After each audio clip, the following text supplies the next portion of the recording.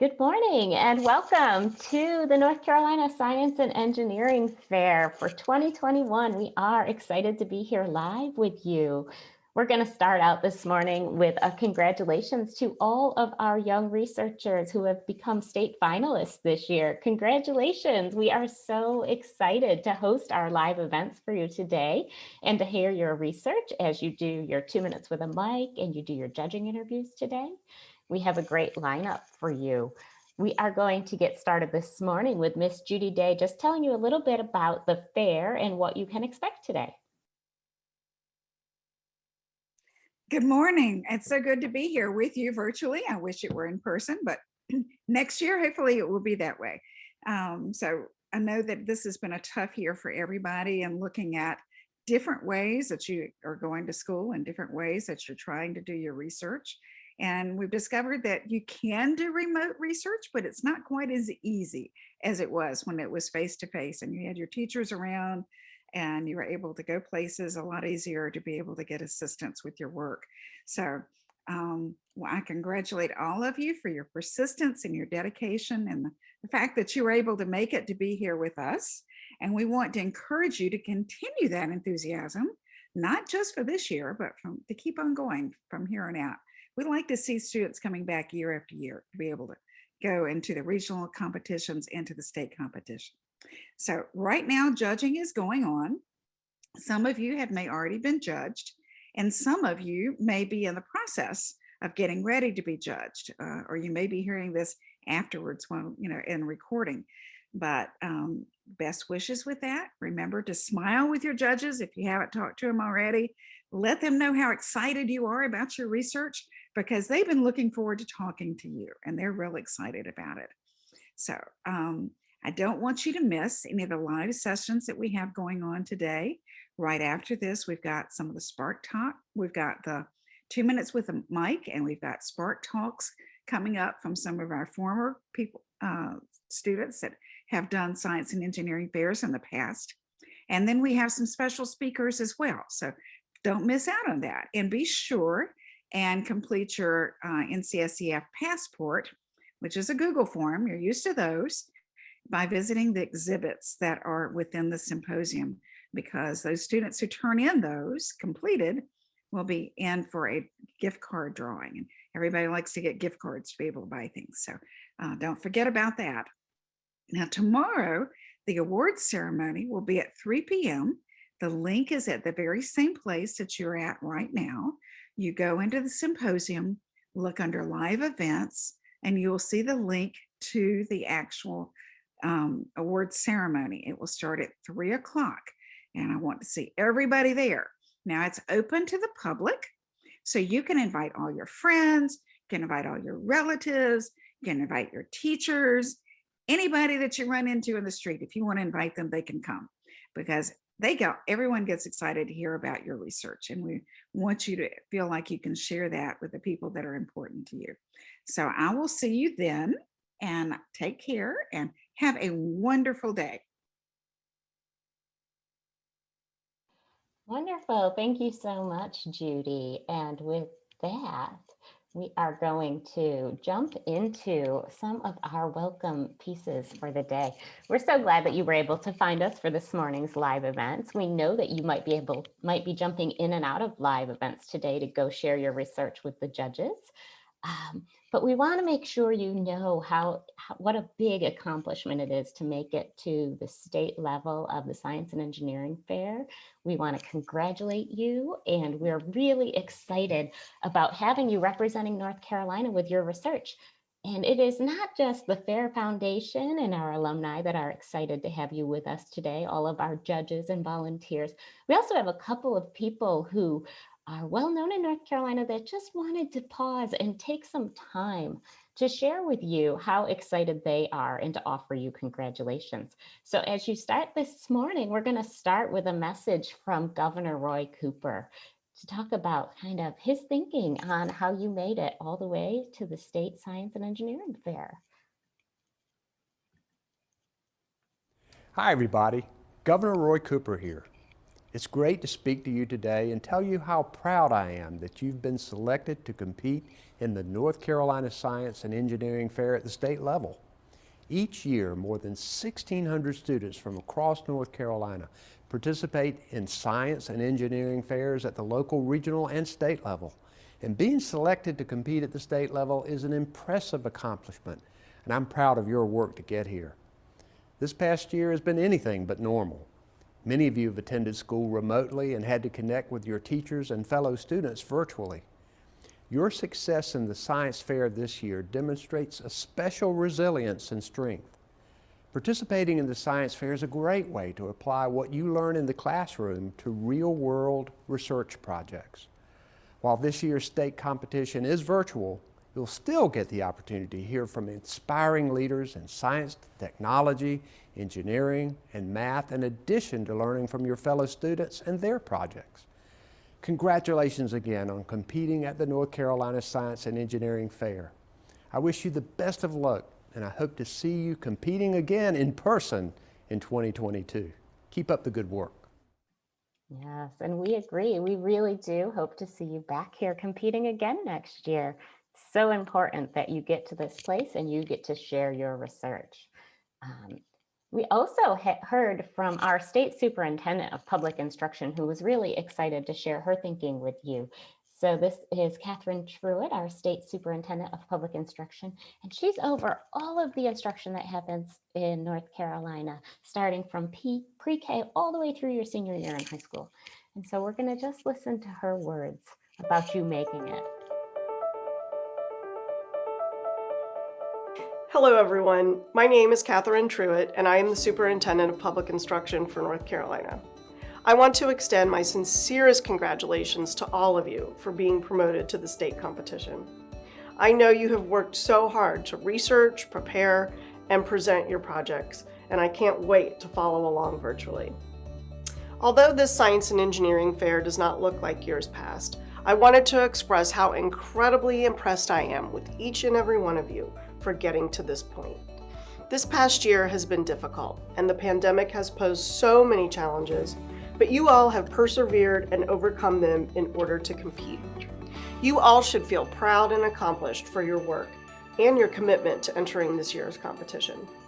As a former teacher, I understand and appreciate the importance of STEM skills. Science, technology, engineering, and math are some of the most important foundational skills in life. These fields encourage critical thinking and problem solving, and STEM experts go on to make major developments and contributions to our society, as exemplified by the COVID vaccine. Your interest in STEM now will only open greater doors for you in the future, and today is only a part of your journey. I want to again congratulate all participants for your extraordinary efforts. I know your research and your findings will blow us away. I wish you all the best of luck, and I can't wait to see the top projects that will advance to ISEF virtual competition.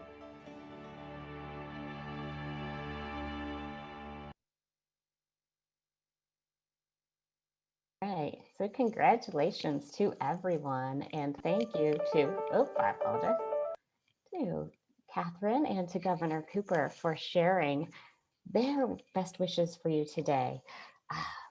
We know that you've been through your local, your regional fair, etc., and we wanted to let you know that not just the governor and the state superintendent and the foundation, there are a lot of people out there who are ready and willing and excited to support you as you continue to learn and grow. And so it takes a great deal of us to pull together these events for you. And we just want to stop and acknowledge that there are many, many corporations, funders, nonprofits who are here to support you. We want to take a moment to just acknowledge our sponsors. And so the foundation would like to start out by thanking the Biogen Foundation for being our presenting sponsor for a number of years and working with us to ensure that you all get to have this wonderful series of experiences. We also have several platinum sponsors. Many thanks to SAS, the Burroughs Welcome Fund, and the North Carolina Science, Mathematics, and Technology Centers for their sponsorship of this year's work. Our gold level sponsors include RTI International, the Broadcom Foundation, DLH, Tunnel, Red Hat and the Society for Science. And so as you all grow and age through the competitions, you can look forward to maybe competing as a Broadcom Masters or getting all up to that ISEF level, that international level, as you pursue your research as older students. We also have a new silver level sponsor this year. Many thanks to Wiley Wilson. That's a great organization, employee owned. We hope you check them out in the Passport program. And bronze level sponsors row the National Inventors Hall of Fame and Strategic Education Alliances. We cannot do this without them, and they are so excited to be available and able to be supporting your work. So make sure when you're doing that passport form that you jump into Symposium and you go check out all of these folks' pages and how they are contributing back to STEM in North Carolina and globally. In addition to our sponsors, we also have some in-kind partners. And so we want to acknowledge and thank North Carolina State University. They are our physical host for the fair. And so we are hoping next year that we'll be back on campus for the face-to-face fair event. And also Meredith College, which houses the main office, which is where I am technically located as a member of the foundation. Forager One is the organization that has developed Out Symposium. That's where your projects are being on displayed. I hope you get to jump in there and look across all of the amazing projects. Senior, junior, and elementary division of projects are up and available there. And then STEM Wizard, you all should be very familiar with STEM Wizard at this point. That is how you submitted all of your materials to us. And many thanks to them for being a long-term partner with the foundation.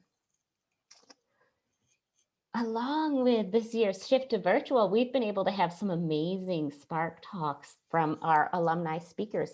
And I just wanted to bring you back to our prior events. So on March 27th, we had Daniel Sayumi and Sai representing the foundation alumni and doing their Spark Talks, followed by last week where we had Vivana and Zane share with us, and Amari was unfortunately quite ill that morning, was not able to share her talks. And then today we're really excited to have 3 new alumni speakers sharing with us. So we will hear in just a couple of minutes from Jack, Anna, and Lauryn, who will be sharing their Spark Talk. We did have a couple of distinguished guest speakers that we know if you missed them, you can still go back and see their recordings. And so we had Jacqueline Howard, who's the Global Vice President of Global Supply Chain for the Starbucks Company, and Dr. Rachel Lance for our junior division talks. And again, if you missed either of those talks and want to go explore them, please do grab that recording. They are all linked in Symposium for you. And then today, our distinguished lunch speakers will be the team at Marbles talking to us about the secret ingredients of science. And so we hope you'll be able to grab some food and jump back into that session today. And then the stars of our show, this is why we are all here. This is what we all are excited to see today, is you, our researchers, our young research teams, and individual researchers jumping onto the microphone and sharing their research. These are our finalist competitors who are going to be sharing with us in our 2 minutes with a mic format. I'm really excited and honored to get to be able to host those events this year. If you are a state finalist, we are going to be sending out to your school next week your participation medals, but also this t-shirt, which you will be getting for participating in the fair as a finalist. And so our actual t-shirt designer is one of our Spark speakers today. So many thanks to Lauryn Sanders for her beautiful design and contribution to all of you. So watch, you will be getting this through your school. We're going to send them to your school. And you will be getting them in the next couple of weeks at school. And so thinking about this year's virtual fair, we said it a couple of times already, but we really do hope to see you year after year at the fair. And so please, please mark your calendar for next year's fair. We are looking to be competing on the 26th at Talley at NC State University, and we have applied for those dates and are just waiting back for that confirmation. We encourage you to mark that date. We do hope to be face-to-face next year with you at NC State once again. And with that, we are going to kick off our live events series. So welcome to the live event series for 2021's virtual events. I'm going to give you a quick overview of today's events and what to expect. So you are in the welcome session. Congratulations, you found us. And I am just wrapping up the welcome. We're going to move into our Spark Talks, and I will spend a little bit of time before we jump into our speakers explaining what that means and what to expect.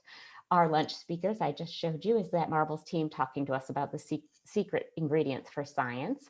And then after lunch, you'll be able to take a quick break and jump in to hear our young researchers sharing their projects from this year. That will close today, but do not forget to join us again tomorrow at 3 p.m. For the awards ceremony. This is where we'll find out who got what awards, special awards, exemplary awards for the elementary division. We hope that you will all join us for those events. And with that, we're going to dive right into our first session for today, which is the Spark Talks. And so if you don't know what a Spark Talk is, I just want to spend a minute telling you kind of what to expect from our Spark speakers. Spark Talks are talks that get us really thinking. And so we want to go into our research competition day with thinking about big ideas and important things in science, engineering, arts, humanity. These speakers are going to talk to us a little bit about their experience and what inspires them and what makes them passionate. They're going to talk for about 10 minutes each, and we do have 3 amazing speakers this morning. And then we're going to invite you to ask questions. And so you can do that. As they talk, you might have questions right away. You can drop those into the chat. I will be watching for them. And we will have some time to do a little Q&A with each speaker before we move on to the next speaker. As a participant engaged in a Spark Talk, your job is to get inspired and to ask new questions. As young researchers, we know that asking questions is the most important driver for change in the world, and we want to encourage you to never stop asking these great questions. And with that, we are ready to jump into our 3 amazing speakers. And so we will have Jack, followed by Anna, and then Lauryn this morning. And I am going to get us started just by giving you a little bit of information about our first Spark speaker, Jack Bivens. So Jack is a Region 2 competitor from the North Carolina Science and Engineering Fair. He lives in New Hanover County, North Carolina. He was actually born in Davis, California, and moved to North Carolina when he was 4 years old. He attended elementary school at New Horizons Elementary and now is attending school at Murray Middle. Outside of school, Jack loves to surf and hang out with friends. He also volunteers at the North Carolina Aquarium at Fort Fisher. When he was in 3rd through 5th grade, he participated in science and engineering fairs, and he shifted in 6th grade to participating in Science Olympiad. And with that, I will stop sharing my screen and hand the microphone over to Jack. All right. All right. Hey guys, I'm so excited to be here talking to you guys today. Congratulations on making it to the State Science Fair. You guys should be so proud of yourselves. As Ms. Gibson said, I'm Jack. I'm a 7th grader at Murray Middle School, and I have always loved animals. I've always been interested in conservation. I actually currently volunteer at the North Carolina Aquarium at Fort Fisher as an educator volunteer, which is where I am out on the floor answering questions and talking to guests. So I have always loved conservation and animals, and I love the aquarium. So I am going to start off by asking you guys a question.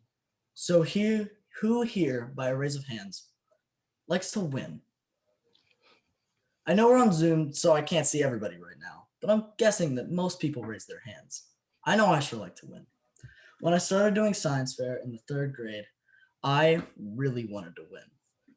I had come up with a project that was related to animals and conservation, but I was told that it's so much more difficult to win with a project related to animals because animals are unpredictable, so it's hard to get accurate results, and there are a bunch more approvals and paperwork needed. So I was faced with a really difficult decision. whether I wanted to do a project that I was passionate about or something I was more likely to win with. I decided to go with what I was passionate about, even if I had less of a chance of winning. My project that year was about snakes' sense of smell and how they find food. In the end, my results didn't even support my hypothesis, but I went on to the state science fair and I won an award. I learned a lot of important things during my participation in the science fair that year. I learned that people really do care about conservation, as the judges were really interested and supportive of my project, and that you can use conservation and that you can use science to help with conservation. I also learned that when you do a project on something that you care about, it doesn't seem like a lot of work. Even though there were hardships, working through them was so much easier. And talking to the judges was so much easier than if I would have done something I didn't care about. Learning these things early on really helped me with my participation in the science fair. And it motivated me to continue to do animal conservation-based projects. For my 4th grade project, I went with a project that was focused on how if captive red lorikeets are attracted to bright colors while feeding. I actually got this idea because at the aquarium we had a lorikeet exhibit. This experiment was way harder because not only did I have to get the extras' approvals and forms, but I also had to get the aquarium's permission to let me perform my experiment. And the lorikeets only had a few more weeks on exhibit. But yet again, at every level, people could see how important it was to me, and they helped make it happen. The aquarium staff was awesome to work with. I continue to follow my passion, and my 5th grade project is the one I am most excited about. For this project, I wanted to see if I could make a material that could replace single-use petroleum-based plastic bags that could be digested by sea turtles and other marine life.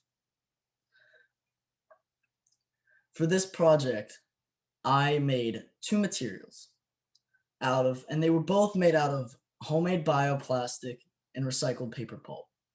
My first material was made out of gelatin-based bioplastic, and my second material was made out of cornstarch-based bioplastic. I was so excited when I was actually able to make a solid material. I then tested all of the prototypes from each of my materials and a plastic bag through a strength test, a flexibility test, a cost test, and a digestion test. The digestion test was the hardest because I had to recreate a sea turtle stomach. It was even probably harder than having to make the materials themselves because I had to find the chemical makeup of a sea turtle stomach. I had to find the average temperature of a sea turtle stomach, and I had to recreate that in my garage. And the stomachs had to agitate like a sea turtle stomach would when they're swimming in the ocean. And I tested a plastic bag through all of these. So in the end, the results for that test were the gelatin-based material broke down into sediment within the first 3 hours of being in the stomach acid. And the cornstarch-based material broke down into small pieces after 6 days, and the plastic bag did not change at all. I also had to do a lot of research, interviews with scientists, and I even got to participate in a sea turtle necropsy where I got to see the organs of a deceased sea turtle close up. In the end, both of my materials passed all of my tests. This is a project that I'd like to take further in the future. It means so much to me. I put a ton of work into it, and when things got hard, I didn't give up. It was successful, and it felt really, really good in the end. All right. Okay. Now, let's talk about how you win. So, really think about it next time you're coming up with a project idea. Think about what you're interested in. What are some questions you want to solve? What are some problems you want to solve? What are some questions you want to answer? Do you want to learn how to swing better in baseball to hit a home run? Do you want to find a replacement to fossil fuels? Regardless of your interests, your passion, there's science involved. Really think about it next time you're coming up with a project idea. And if you let your passions drive your projects, great things will happen. First, you'll love what you're working on. And even though you may still encounter challenges, working through them will be so much more rewarding.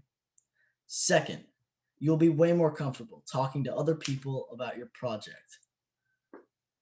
And last, if people see that you're passionate about something, they'll be inspired. And that may be the greatest outcome of all. Follow your passion, and you will never lose. All right. That's excellent. Thank you, Jack. If you all have access to the reactions, if you would like to share your joy with Jack. Thank you for inspiring us and pushing us to follow our passions.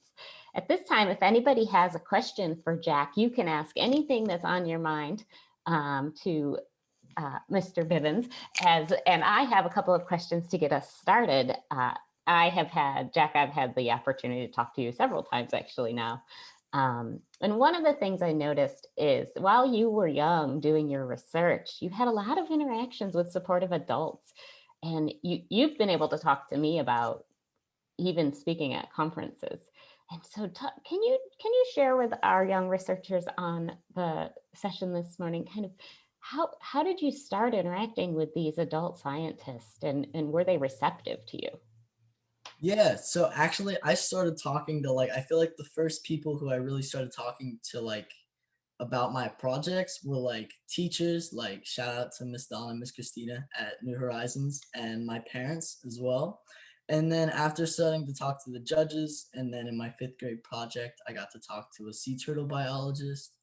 And then especially in the aquarium as well, just talking to people because they share the same interests as me and they kind of share the same love for the ocean and the environment. And that was really good for me to see that and be around that a lot. And then just talking to the judges helped a lot as well. And then especially talking at that conference was cool because I got to meet so many different people.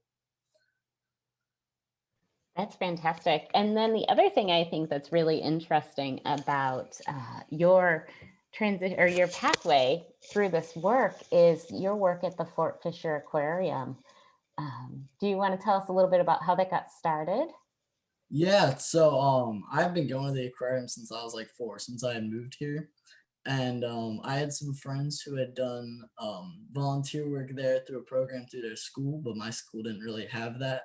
But I actually knew a bunch of people at the aquarium just from going there since I was so young.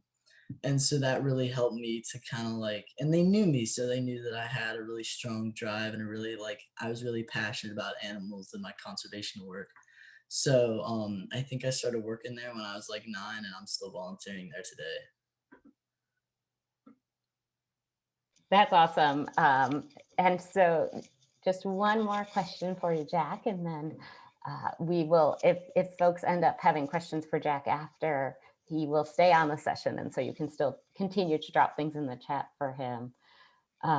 But as a young scientist, how did you feel? How were you treated by the scientists that you were speaking to at that conference? I feel it actually made me feel really good. I felt like I was really treated equally, and I think it was because of such my strong drive and my passion for it. So another message to all elementary schoolers, if you are passionate about something and you're interested about it and you know about it and you're talking to these adults that maybe do that in the field that you want to do later on in life, that's really good and really helpful because you get to talk to them and you kind of feel really equal and you can kind of share your ideas with them, which is a really good experience. Were you nervous? At the conference? Yeah. Yes, very, very nervous. Great. Yes. And I still, even as an adult, get nervous to speak sometimes. And Yeah. so thank you so much, Jack, for your willingness to speak for us this morning. And with that, I'm going to move us on, share my screen again. So fair warning, it's going to pop back up. And I will move us into our next Spark speaker. And so just a quick intro before I pass the microphone to Anna. Next, speaking for us, we have Anna Ratanaphruks, who is coming to us from college today. I think, Anna, you're working remotely, right, for school, but she did grow up in the Triangle area. So she competed in science fair in our Region 3A.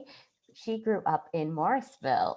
She is a recent graduate of Wake STEM Early College and also the online program at NCSSM. So that's the School of Science and Math in North Carolina. As a child, Anna was very interested in the arts and humanities and didn't really like science and math. And she thinks that disinterest was based on just not really having an understanding of all that STEM can entail. And specifically in her brain, she kind of thought of STEM as robotics and microscopes and things like that. As a young adult entering college at Columbia, her interests have evolved significantly. And so now she's interested in engineering fields, particularly materials science, applied mathematics, and industrial engineering. And with that, I will pass the microphone over to Anna for her Spark Talk. And I'll stop sharing my screen, Anna. And you Well, thank you. So hi everyone. I'll share my talk and then I have some pictures afterwards. But as the intro just said, my name is Anna. I'm 19. I'm currently in my first year of college. Usually I would be going to campus in Columbia, which is in New York City, but right now I'm on Zoom, like a lot of you guys, and I'm studying operations and industrial engineering. And like the intro said, I grew up in North Carolina, so I did science fairs pretty much growing up in grade school every year, and I loved it, and I can't tell you how much I miss doing that now that I'm in college. It's not the same at all. So today I wanted to talk to you about dreams, and I know all of you have dreams. Whether you want to be a doctor when you grow up, you want to travel somewhere, you want to win something, or you want to become better at a hobby. When I was younger, my dream was to make a one-of-a-kind scientific discovery. I wanted to be like Newton, and discover gravity, or maybe Tony Stark and create my own Iron Man suit. However, I didn't like science at first, like Teresa said. I really despised it, but this dream of mine in participating in science fairs really encouraged me to keep pursuing learning and trying science. And um, through this, I was able to, reach my dream. Maybe I didn't become Newton, but I did get to make my contribution to science. And the road was tricky, but as you pursue learning, I wanted to give you some reassurance and inspiration and encourage you to continue your participation in science fairs throughout the years. So, when achieving our dreams, and in this case, our science dreams, we start small. But this doesn't mean we are any less resourceful, less impactful, or any less scientific. When we start small, we don't have a lot to work with, and it feels as if we cannot compete with others because we don't have the resources. So, for instance, most of us don't just have satellites and microscopes in our homes to pull out and do a cool science project on. And I always felt that to do proper science, you had to have this sort of advanced equipment. But through my journey in science fairs, I learned that this was not the case, and so many successful science fair projects were done without these sort of instruments. Science done in the kitchen is just as high quality and allows for us to be creative in how we use our resources. In middle school and early high school, all of my projects were done in the kitchen. I took over the entire dining room to the point where you couldn't see the table or the floor, and this is true with papers and all my materials. And my mom did not like that too much, but I felt that my research was less than because other students who had done it, in school or they had their own labs, and mine was just done in my kitchen. But later I realized that it made it even more special. And like I said, it showed my creativity because I didn't have my own equipment. So I had to make my own instruments and measurement tools out of homemade items like paper, kitchen utensils, spoons, and everything, and plates and cardboard. And so by creating something complex out of something simple, it was able to show your resourcefulness. And so never feel bad that you did your research in your kitchen or at home or in your backyard, or that you made your materials at home, because it just goes to show your ingenuity. Along with these feelings of not feeling resourceful enough, I also felt like my science projects were never impactful. After all, my early projects were about slime, bread, olive oil, and origami, and so I didn't see how that was helping the world at all. I wanted to find something big and amazing, like a cure for cancer or discover a new element on the periodic table, and olive oil and slime were nowhere near close to that.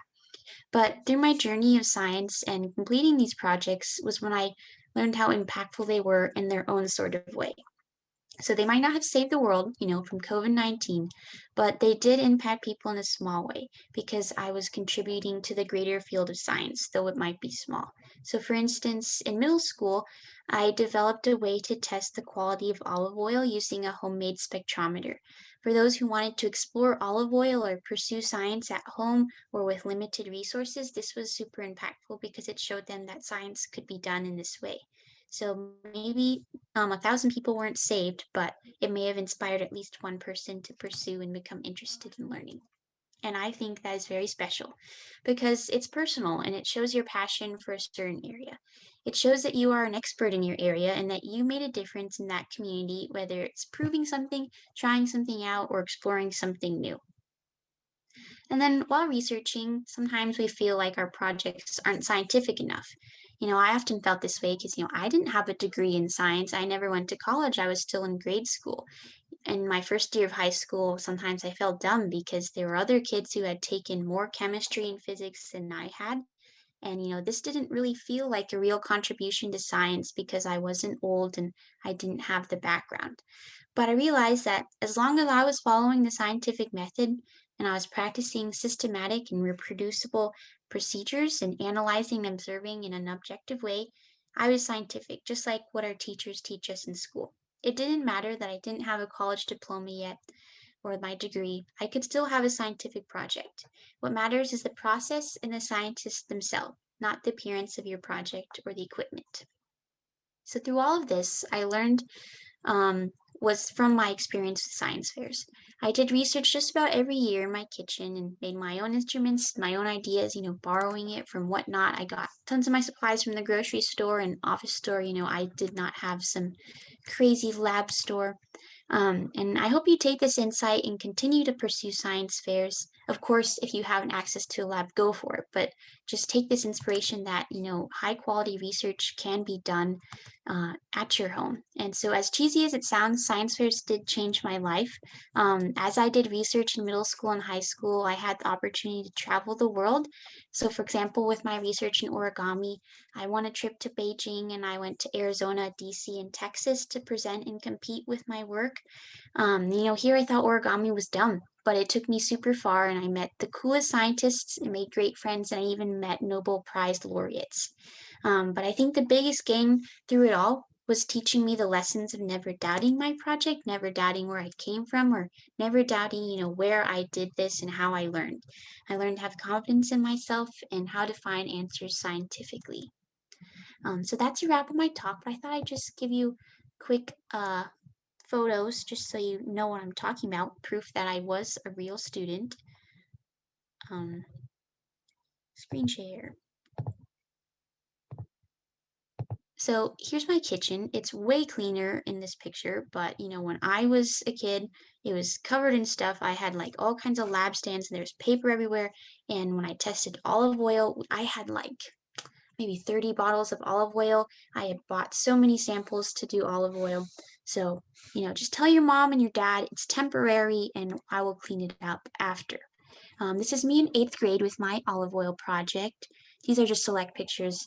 I have too many, and I couldn't find the special ones of me working in the kitchen. This is when I went to DC to present my research at a really cool conference. I went to ISEF.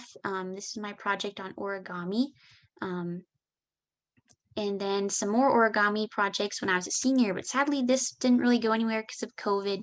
But it was still really fun, I think, to talk to people and meeting people. And so I always encourage you to do science fairs. Of course, it's fun to win, but I think just the process of meeting judges and learning how you can improve and become inspired and, have new dreams is always important. Wonderful. Thank you so much, Anna. I love it. So now we do have a couple of minutes. We want to ask Anna any questions. You are welcome to drop questions in the chat if you have specific questions for Anna. And I will, of course, get us started. And so, Anna, one of the things you've talked to me about is kind of tying your love for arts and humanities. It didn't disappear, right, when you started doing these types of projects. Can you talk to us a little bit about kind of how you kept those two connected and, I guess, much like Jack was saying, still pursued your passions in your projects? Mm-hmm, mm-hmm. Well, kind of like Jack said, the reason I first did my science fair projects in middle school, and my teacher encouraged me to do that, and I was like, I did not want to do that. But, I was like, okay, well, if I can add my hobbies to this, then I will do that. And then I realized that, as straightforward as it sounds, my hobbies and science fair projects could be combined very easily. And so I started just pursue. I love to cook, so I was like, okay, I'm just gonna work with olive oil and bread and stuff that I have at home, and I love to eat. So let's go for this. And I think the more you can tie in those things you're really passionate about, like Jack said, it's easier to do because you're motivated, you want to keep doing it. And I think just look at what you do for fun, and like I love to do my hair and makeup when I was younger. Nowadays I'm too tired to, but so like, I used to like experiment with what type of curling wand is the best. So just so you know what you love to do. That's great. And a question from Jacqueline in the chat. Can you talk a little bit about kind of your mentors and who helped support you through your work? Yeah, so everyone that's ever impacted me in any way was absolutely amazing. Like, I don't know, I feel like North Carolina is very special, and you're very it's amazing that you're here because you have such dedicated teachers, especially in the public schools. At least I went through public school, and it was always, they were very dedicated. So I had middle school science teachers were always super helpful. Like, we would stay after school for hours to help me like perfect my science fair poster because I did my research at home, and I'd like bring my results to talk with the teachers at middle school. And then in high school, I didn't have much of a lab or anything, but my teachers were so generous, and like they provide money to register for the science fair, or like when I needed materials, like I had to buy some lasers, so I went to Office Depot. And then I also like raised money to go to some of these conferences, and people were so supportive. And really, it's just about going on the internet, finding their email, and sending the email. A lot of my things were done through cold emailing, and sometimes that's scary. But basically, you just send the email, tell them about yourself, tell them what your goals are, tell them your age, and you really want to do well and you need their help. And usually they'll help you. And always thank them and keep in touch with them. So many of my teachers, people from the Science Fair Foundations like Burroughs Welcome Fund and Biogen have helped me be where I am today. So That's awesome. And Jacqueline said she wants you to know that the olive oil quality is really important. yeah, no, yeah, it is super important. Actually, I hope I don't go over time, but there was an article in Forbes I read where some people don't make high quality olive oil, but they sell it as high quality olive oil, where it's called adulterated. So like in China, sometimes they sell like even gutter oil or reused olive oil, but they sell it as the high quality olive oil. So it is sometimes can be fraudulent. So it is important. Mhm. That's great consumer advice too. I love it. Frida wants to know, where do you imagine yourself in 10 years? In 10 years, honestly, I'm just trying to graduate college. But 10 years from now, I will be 29. That feels old, but I will, but I'm still young. But I definitely hope I'll have my college degree. I hope to be working. I'm studying operations engineering, so I hope to go into like supply management and sort of data science area. I don't know where I'll live, but wherever I get a job, I do pursue school in New York City, so maybe somewhere there. And I also hope I have a family by then. But something I sort of wanted to get more into was like the education side of science, because it's so important to cultivate that interest at a young age. And I wanted to get more into that instead of like the research side, because I did that for so long.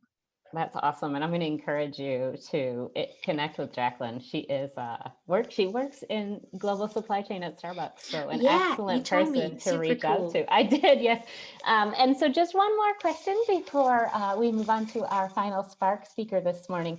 You actually are in a unique, well, I would say a lesser known field of engineering. And so for our young researchers who are joining us this morning, can you talk to us a little bit about what it means, operations Mhm. engineering? What is that? Yeah. So, in a super general sense, it's basically finding the most efficient ways possible. So, when you take the bus to school, what is the fastest route and, the cheapest way that we can save money on gas to get to school? So, finding all these processes and making them the best way possible. And, there's processes in everything. So, whether that's, like I said, supply chain, like when we're getting supplies at grocery stores, or something even more complex like at a hospital. How do we get patients to different rooms in the fastest way possible, all the way to computers and how data works in computers and trying to process data quickly. And it's also very important too for stocks and your economy, and also policy. They use it a lot too. So overall, I think it's kind of like the process idea. How can we make things the most optimized and efficient? So it's not necessarily working with robotics or anything like that. It's a lot of modeling and using data and algorithms on your computer. Thank you so much for sharing, Anna. And I know I said that was my last question, but I'm going to throw another half question in Oh, as it's a okay. follow-up. So how did you, a lot of people kind of have ideas of STEM in their head, and these are the options I can do. How did you learn about this field? Actually, not until last year, when I was applying to college. So like when growing up, I always wanted to be a dentist actually, because I had a lot of I went to the dentist all the time because I had a lot of dental problems, I guess. But I was like, their office is so cool. They give out free water bottles. And then I was interested in material science, because I loved like my origami project. And then I came here and I realized, I don't really want to do hard science like in the lab as much. I want to have a more versatile option where I can be on the computer, be different places. And I wasn't as into computer science because I don't like sitting there coding for hours. And so I thought, operations engineering is a really great balance. And I realized how applicable it is to everything. Like operations researchers don't just work in those tall skyscrapers, they can work at grocery chains and hospitals. And so I thought, this is something I want to do because of how diverse and applicable it is. Great, thank you so much. Mhm. Truly enjoyed that. And so if other things pop into your head for Anna, she's going to stay in the session while we have our third and final Spark speaker. So thank you, Anna. You all can drop more questions in the chat if you want for her. And with that, I'm going to just share my screen and introduce our final Spark speaker for the morning. I am already so inspired and excited as I get to hear these talks this morning, but I am going to now introduce Lauryn Sanders. And so Lauryn is a sophomore at North Wake College and Career Academy. She's in 10th grade, and she's already been working as a volunteer at Marvel's Kids Museum for 4 years, which is so impressive. In addition to school and her volunteer work, she participates in Girl Scouts and in the MSEN pre-college program. That's Math, Science, and Engineering Network pre-college program through the Friday Institute for Educational Innovation at NC State. As a participant in MSEN since 6th grade, Lauryn has enjoyed her time at Saturday Academy and during the summer camps. And Lauryn's going to share with us today the power of play. With that, I'll stop sharing my screen, Lauryn, and I will pass it over to you. Okay, let me share my screen real quick. Can you see that? Yep, it just pulled up. You're good. Okay, good morning, everyone. My name is Lauryn Sanders, and I'm a sophomore at North Wake College and Career Academy, and today I'm going to be talking to you about the power of play. Now, what is play? I know that everyone here has played before, but what is it really? Well, play has many different definitions, but my favorite one is engaging in an activity for enjoyment and recreation rather than a serious or practical purpose. Play isn't just having mindless fun, but a learning experience, an incredibly important one at that. Educational researchers and professionals describe playing with 5 characteristics.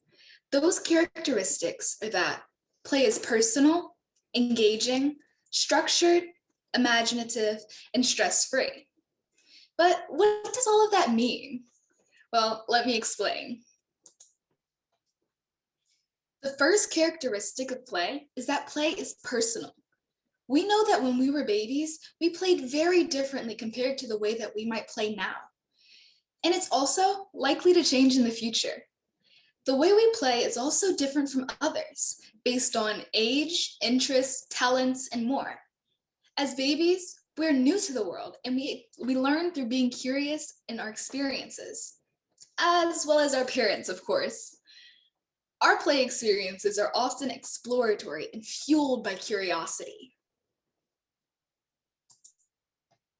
But what is curiosity? Merriam-Webster defines curiosity as interest leading to inquiry. In other words, this means that you might have a particular interest in something and you could be led to ask, well, why? Like, why is the sky blue? Or why do some people's feet stink and others don't? By the way, I am not a foot sniffer. This is the natural questioning process that happens in play. We have all done this process. It's an informal way of practicing the scientific method.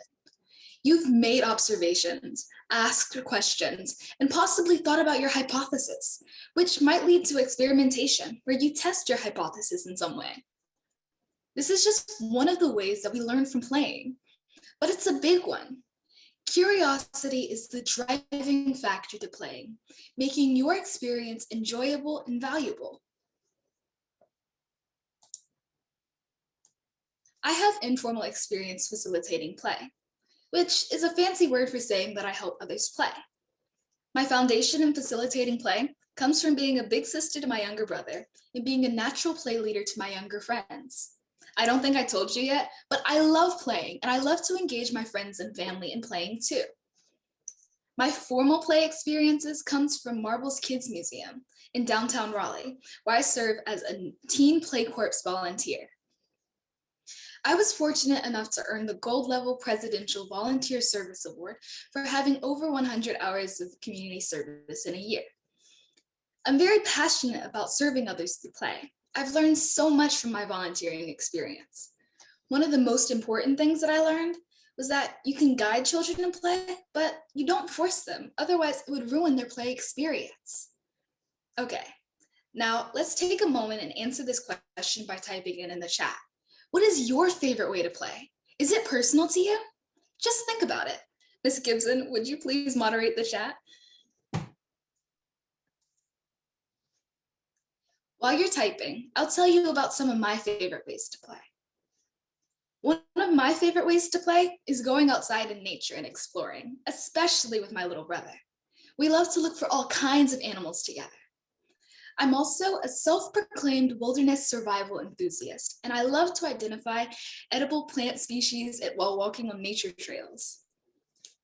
I also like to be creative while cooking in the kitchen as a form of play. My mom calls it kitchen chemistry. I just want to see if you can tell what one of my favorite animals are from the pictures. You can put it in the chat if you want.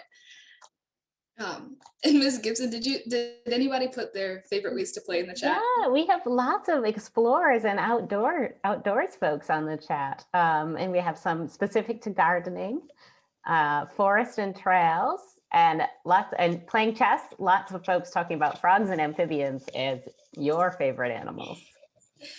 They are. And those are some really cool ways to play. Those are all great. It's important to acknowledge that everyone's favorite ways to play will be different and it's special to them. That's what makes play personal. And my favorite animals are frogs and amphibians. I also like reptiles too. The second characteristic of play is engagement. It's more important that you enjoy the process of playing rather than the result. Playing isn't school. You don't play to get a result, like doing classwork to get good grades. You play for the sake of playing. We know that play is an activity for enjoyment, which is customarily relaxing and fun, rather than a serious or practical purpose. For instance, when I go outside to play, I might have a loose goal that I want to find a certain animal or plant. And generally, I don't find what I'm looking for at all. And even though I might be disappointed, I know that it doesn't deter me because I know that I might find something else that is just as cool. This open mindset allows for lots of learning opportunities. Informal learning is a specific type of learning that I find myself unconsciously doing quite often. It's a type of flexible learning that occurs outside of a structured formal environment like a classroom. It normally includes learning from experiences and has a low level of structure. Informal learning is a result of play that can be very beneficial to you as you develop. And even when we experience informal learning through play, play is still structured and has rules. Although they may not be official rules, you'll still have some mental rules. Let me explain. If you're playing, especially if you're playing an imaginative game, certain rules are made for certain behaviors. For instance, if you were playing on a playground and you decided that the jungle gym was an island and that you and your friends are pirates discovering that island and going to bury your treasure, you would have to act like pirates, right? And consciously decide the certain made up rules about how to be a pirate. So when I say rules, I don't always mean rules in the traditional sense of them being set explicit regulations and principles. I've also been able to observe this while volunteering at Marbles. While playing with guests in the museum, I've been told many times by kids that I'm not doing something right, according to the rules that that kid set up in their mind. But there's a difference between the player setting up rules for play and the play being structured. Structured play is more of play having a specific learning objective and is normally facilitated by someone older. An example of structured play might be learning about polymers while making slime. I find it amazing that through structured play, you can explain complex concepts and ideas to people of any age and background. Play is also imaginative. We know from the definition of play that play is not serious, but open-minded and fun. And it's good for play to be imaginative, especially because being creative and imaginative can be very beneficial to developing creative thinking skills. Dr. Peter Gray frames an analogy for this. He explains using chess. Chess essentially is a bunch of carved wood pieces on a board, but when playing, those same wood pieces are knights or bishops on a battlefield. The imaginative thinking that we stimulate through play helps to develop creative, critical thinking, and social skills, as well as creative problem-solving skills. This is important because these are very helpful skills to you and your future that you can develop through playing. Play is also stress-free. Stress is your body's reaction to a challenge or demand. It's generally a feeling of physical or emotional tension. And when you play, you aren't focused on external factors which could bring upon stress, also known as stressors. Like, for instance, being focused on schoolwork, extracurriculars, and anything else that you might have to work on, that just doesn't happen in play. As Dr. Gray says, attention is attuned to the activity itself, and there's reduced consciousness of self and time, meaning that you're more focused on play than anything else.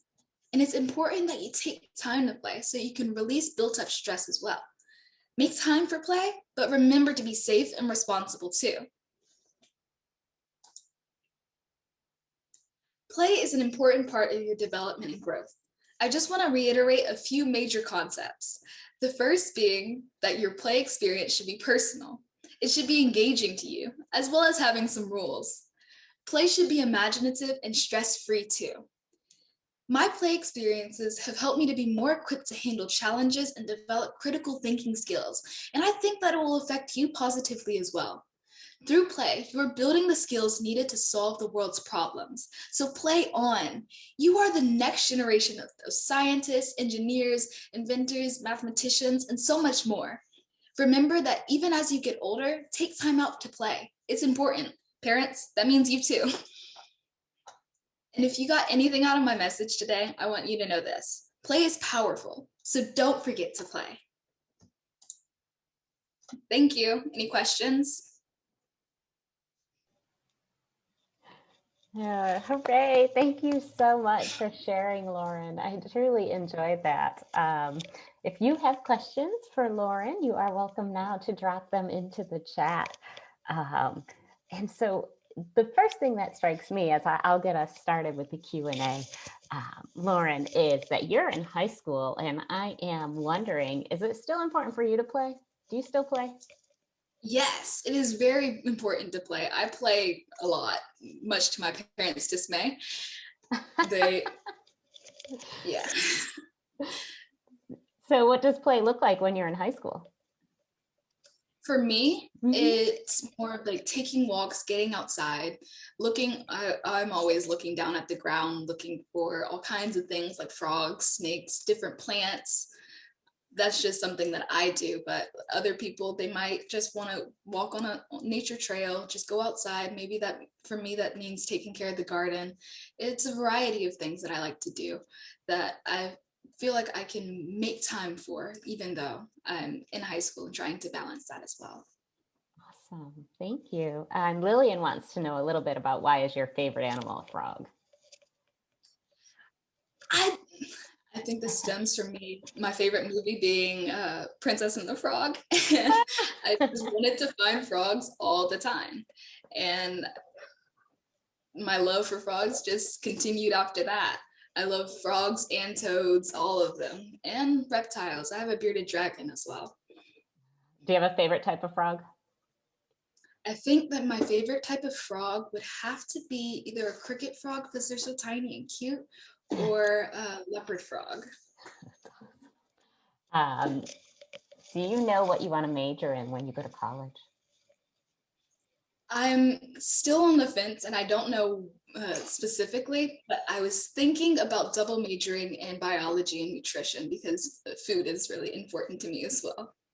It's important to me too. That's fantastic. So Jacqueline's asking, many middle and high schools have eliminated recess, and I think that's pretty true across the whole country. So do you have any thoughts on what we could do to influence that change in approach to get some more downtime, maybe playtime?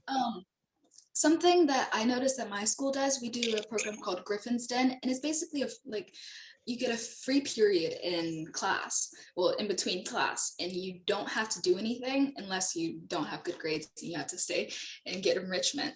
And that that's like a form of recess at my school.